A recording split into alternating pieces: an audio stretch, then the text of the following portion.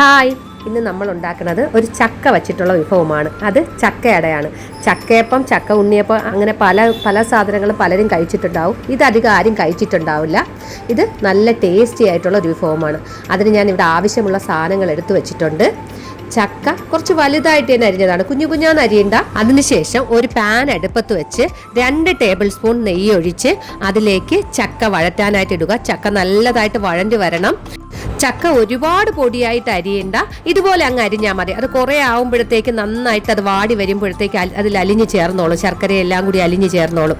അടുത്ത് ചക്ക ഒന്ന് വാടി വരുമ്പോഴേക്ക് നമുക്ക് ഉരുക്കി വെച്ചിരിക്കുന്ന ശർക്കര പാനി അതിലേക്ക് ചേർക്കാം.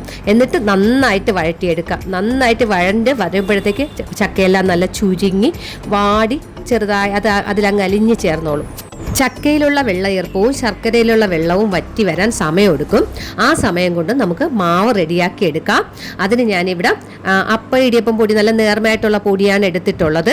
അതിലേക്ക് അല്പം ഉപ്പ്, അല്പം നെയ്യ്, അല്പം ഏലക്കപ്പൊടി ഇത്രയും ഇട്ടിട്ട് നന്നായിട്ട് ഒന്ന് മിക്സ് ചെയ്യുക.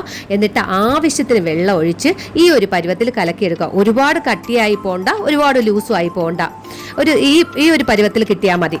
ഈ മാവ് കുറച്ചു നേരം ഇരിക്കുമ്പോൾ ഒന്നും കൂടി കട്ടിയായി കിട്ടും. അപ്പോൾ നമുക്കത് കറക്റ്റ് പാകത്തിന് കിട്ടും. ചക്കയുടെയും ശർക്കരയുടെയും ഈർപ്പമെല്ലാം വറ്റി നല്ല ഡ്രൈ ആയി വരുമ്പോഴേക്കും അപ്പോഴത്തേക്ക് നല്ല വരണ്ട് വരും. അപ്പോഴത്തേക്ക് നമുക്ക് ഒരു വലിയ കപ്പ് തേങ്ങ അതിലേക്ക് ചേർത്ത് കൊടുക്കാം.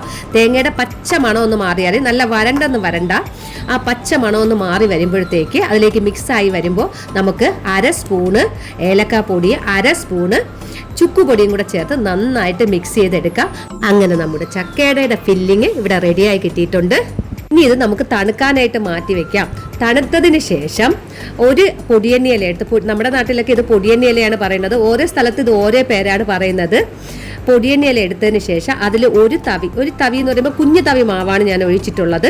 മാവ് ഒഴിച്ചതിന് ശേഷം അതിനകത്ത് ചക്കയുടെ ഫില്ലിങ്ങും കൂടി ആവശ്യത്തിന് വെച്ച് ഇങ്ങനെ മടക്കി നമുക്കൊരു സ്റ്റീമറിൽ വെച്ച് നന്നായിട്ട് സ്റ്റീം ചെയ്തെടുക്കാം.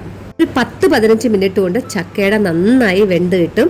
നമുക്കത് ഉപയോഗിക്കാം. അപ്പോഴേക്കും വളരെ സ്വാദിഷ്ടമായ ചക്കയുടെ നമുക്ക് വളരെ എളുപ്പത്തിൽ ഉണ്ടാക്കാം. ചക്ക വരട്ടിയെടുക്കുന്ന ഒരു പാട് മാത്രമേ ഉള്ളൂ, അല്ലാതെ വളരെ പ്രയാസമൊന്നുമില്ല. പക്ഷേ നമ്മൾ അധികം അങ്ങനെ ആരും കഴിച്ചിട്ടില്ലാത്തൊരു സാധനമാണ്. എല്ലാവരും ഒന്ന് ട്രൈ ചെയ്ത് നോക്കുക, എന്നിട്ട് അഭിപ്രായങ്ങൾ അറിയിക്കുക. ഇതുപോലെ വ്യത്യസ്തമായിട്ടുള്ള പുതിയ വീഡിയോകളുമായി നമുക്ക് കാണാം.